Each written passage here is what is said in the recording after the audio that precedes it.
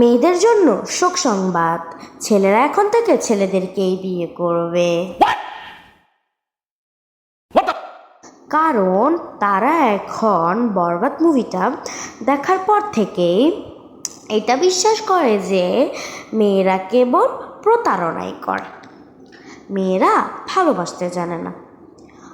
আহা গো, কি কষ্ট। তো ভাইয়া, তোমাদের মেয়েদেরকে ভালোবাসতে বলেছে কে? তোমরা ছেলেদেরকেই ভালোবাসো, তোমাদের মেয়েদেরকে ভালোবাসতে হবে না, বোঝে না, বোকা ছেলে।